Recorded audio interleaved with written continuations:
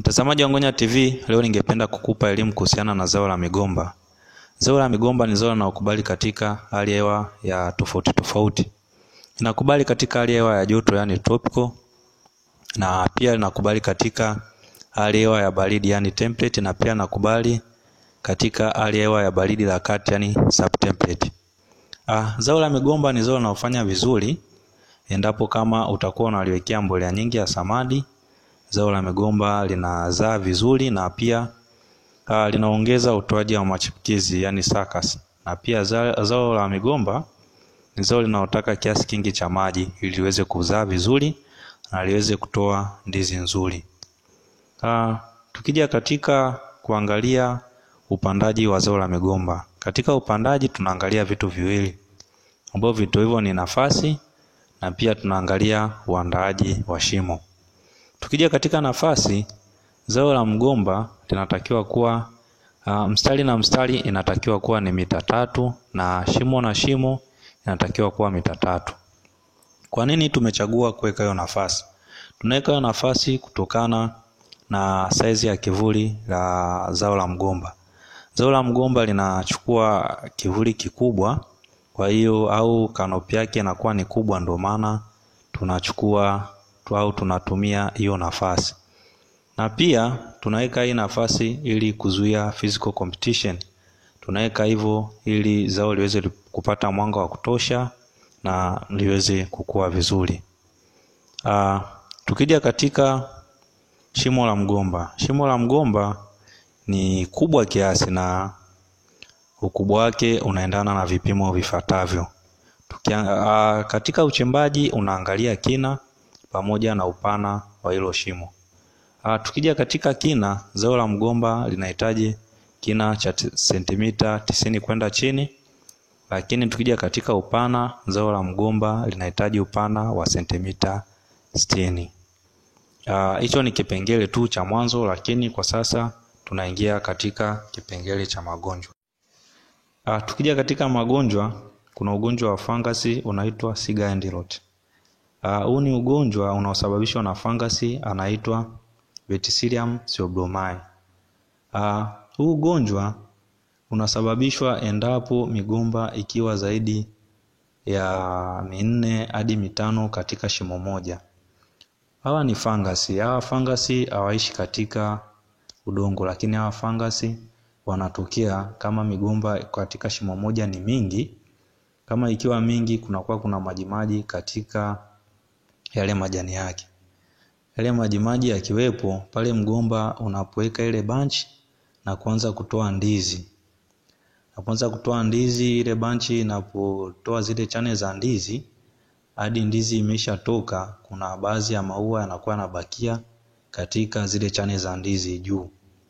Sasa huyu fangasi huchukua nafasi hiyo na kuingia katika vile vimaua vinavyokuwepo vimebakia katika chane ya ndizi. Vikishaingia vinasababisha ugonjwa unaitwa Cigar End Rot. Ugonjwa umeitwa Cigar End Rot maana zile chane za ndizi zinakuwa zinaisha na zinaweka ukungu fulani kama wa majivu. Vinakuwa vinaisha kama mtu anayevuta sigara inavyoisha, ndio zile chane zinavyokuwa hivyo. Ina maana ugonjwa unaanzia juu na unashuka tu. Unakuwa kama sigara hivyo. Yaani inakuwa inaanza mwanzo, inashuka hadi mwisho ile ndizi yote inakuwa inaoza. Huu ni ugonjwa wa fangasi. Jinsi ya kuepuka huu ugonjwa ni rahisi sana, lakini ukiwa umeshatokea tayari inakuwa ni vigumu kuzuia. Labda kama utaweza kutoa ile ndizi ambayo inakuwa ya kwanza imeasiliwa. Lakini njia sahihi ya kuzuia, kwanza kabisa inabidi uhakikishe kila katika shimo upunguzie migomba, ibakie migomba 3 kwa shimo, ili isiweze kuwa mingi na kuweka majimaji yanaweza kuwaleta hawa fangasi. Lakini hatua ya pili, unashauriwa pale ndizi yako inavotoka katika ile banchi yake, ni vizuri zaidi siku 8 hadi 11 uweze kutoa vile maua vinavyokuwa vimebakia katika zile chane, ili kuweza kuzuia huyu fangasi kuingia katika migomba yako. Na pia unaweza ukautumia migomba ambayo ni kinzani na huu ugonjwa wa Siga and Rot. Unaweza ukatumia baadhi ya ndizi, watu wanaziita ndizi Bukoba, zinakuwa ni kazi kuasiliwa na huu ugonjwa. Na pia kama utatumia ndizi zinaitwa Mandoroma, kama utapanda katika eneo lako, zinaweza zikazuia huu ugonjwa. Sasa tunakuja katika ugonjwa mwingine wa fungus. Ugonjwa mwingine wa fungus unaitwa Black Sigatoka. Black Sigatoka huu ni ugonjwa unaosababishwa na fungus anaitwa Ascomyceta fungi. Huyu Ascomyceta fungi ni fungi ambao amebeba jamii tofauti tofauti ya fungus. Kuna amila pia yupo katika Ascomyceta fungi. Huyu fungus anafanya madhara katika migomba, na pia anafanya madhara mengi sana katika migomba, na madhara yake yanaonekana kwa kiasi kikubwa sana. Kwanza kabisa, majani yale ya migomba yanakuwa na rangi nyeusi nyeusi, yanaweza kawa ni viduti vyeusi vyeusi au michirizi myeusi myeusi ambayo inakuwa inatokea katika majani ya migomba. Hiyo ni hatua ya mwanzo. Baadaye kama ndizi itakuwa tayari imeshatoka, kunakuwa kuna mabaka au spots ambazo zinakuwa zinatokea katika ndizi, ambazo hizo spots zinakuwa ni za black, zinakuwa ni nyeusi. Kunakuwa kuna mabaka meusi katika ndizi. Ukiona hivyo ujue ni dalili ya ugonjwa. Na pia inakuwa inatokea kitu ambacho inaitwa ni rapid decrease of plant morphology. Ninavyosema hivyo namaanisha mmea wako unakuwa unadumaa, unakuwa ukui kama kawaida. Unaweza ukawa unaupa huduma nyingi, unaweka mbolea, unaweka maji ya kutosha, lakini ndizi yako inakuwa inadumaa. Na pia majani mengine yanakuwa na rangi ya brown. Unaweza kukuta mmea tu unakuwa na rangi ya brown kama umechomwa moto. Hii pia ni dalili ya fungus anaitwa Black Sigatoka. Jinsi gani ya kumzuia huyu fungus?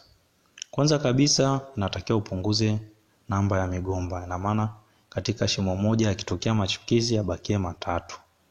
Na pia huyu ni fungus anayekuwa anaishi katika udongo.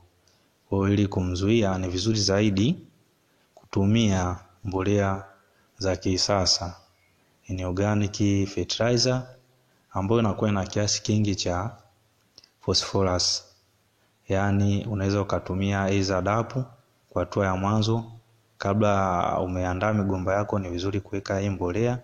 Inaweza ikazuia, maana inafanya mizizi yako kuwa na afya na kufanya huyu fungus ashindwe kuvamia. Lakini hawa ni fungus wanaoishi zaidi ya miaka 5 katika udongo. Kwa hiyo unaweza ukaweka hiyo mbolea pia inasaidia. Au ukitumia mbolea NPK, mbolea yote yenye kiasi cha phosphorus inaweza kuifanya mmea kuwa strong, inaweza ikazuia huyu fungus. Lakini kama ukiona mgomba wako umekuwa umedumaa, ni vizuri zaidi kuutoa na kuutupa mbali ili iweze kuepusha mazalia ya huyu fungus katika migomba yako. Lakini pia njia nyingine unaweza ukatumia fungicide kuzuia, lakini ni vizuri kuwa unaipulizia dawa ya fungus migomba yako kabla haijapata haya magonjwa. Ugonjwa mwingine wa fungus ambao una asili zao la migomba unaitwa Fusarium wilt. Na fungus anayesababisha hii Fusarium wilt anaitwa Fusarium oxysporum. Dalili ya huu fungus anapokuwa na asili mgomba inafanana na mgomba kama umekosa nitrojeni. Ina maana huu ugonjwa unaanza na kufanya majani ya chini au lower leaf zinabadilika na kuwa rangi ya njano. Inakuwa rangi ya njano, na pia zinafanya ile petiole ambayo inakuwa inashika lile jani katika mgomba. Ina maana stem ya mgomba inaitwa pseudostem. Sasa inaifanya ile petiole kuwa dhaifu na kufanya lile jani liweze kushuka. Na maana linakuwa linatoka katika petiole na kuanguka chini. Kwa hiyo ukiona hiyo dalili ujue hawa ni fungus wa Fusarium wameingilia mgomba wako. Na pia haishii hapo, inaendelea na pia kufanya majani yote ya mgomba, kuzifanya zile petioles kuwa dhaifu na majani yote yanashuka chini. Na mwisho wa siku ule mgomba unaanguka. Na ukitaka kujua ni huu fangasi, ukiona kama ni jani limekuwa la njano na limeshuka chini, unaweza kukata lile jani na kuangalia. Ukiangalia unakuta lile jani ndani lina rangi ya kahawia. Au unaweza ukakata shina lote la mgomba wako, maana tayari umesha asiliwa, kwa hiyo unaweza ukakata lile shina na ukiangalia unakuta ndani una rangi ya kahawia. Unavyoona tu hivyo, ujue huyu ni fangasi anaitwa Fusarium oxysporum, ameingia katika mgomba wako.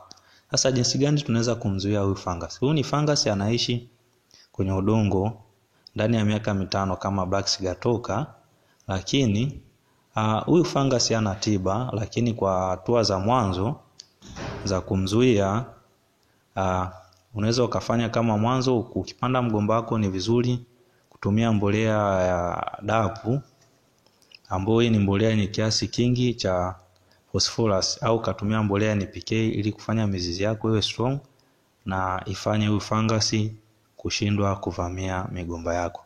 Na kitu kizuri pia, unavyokuwa unatumia panga au kisu kukatia huu mgomba, usijaribu kukatia mgomba mwingine. Unavyokuwa unakatia mgomba mwingine, unakuwa unahamisha wale fangasi kutoka mgomba moja na kwenda katika mgomba mwingine. Na pia kupunguza namba au idadi ya migomba katika shina moja.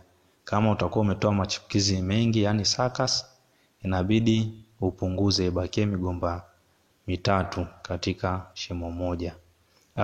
Ugonjwa mwingine wa fungus unaitwa Anthracnose. Anthracnose unasababishwa na fungus anaitwa Cordyceps. Huyu ni fungus ambao anakuwa anatokea katika zao la mgomba, na yeye pia ni fungus anaishi katika udongo zaidi ya miaka 5. Na huyu ni fungus anayesababisha madhara kama Black Sigatoka, lakini yeye hasababishi madhara katika majani, yeye anasababisha madhara katika ndizi. Huyu fungus anapokuwa anatokea, kwanza kabisa anaweka mabaka ambayo zinakuwa ni spots katika zile ndizi, lakini yale mabaka yanakuwa ni tofauti na Black Sigatoka. Mabaka yake yenyewe yanakuwa yanaweka sunken, na maana sunken yanakuwa yanaweka mashimo kabisa, yani baka lake linavotokea linaweka shimo hadi sehemu ya ndani ya ndizi inaonekana, haitokee tu juu ya magamba, lakini inapasua kabisa ndizi hadi ndani. Huu ni fangasi hatari sana, lakini ukiona dalili zake ni kama Black Sigatoka, lakini yeye anasababisha tunnel, anaweka mashimo katika ndizi anavotokea, anaweka mashimo. Hii ni Ngunya TV. Ni vizuri zaidi ukisubscribe ili kufuatilia vipindi vyetu mbalimbali na uweze kujifunza mazao mbalimbali na magonjwa mbalimbali na jinsi gani ya kuzuia.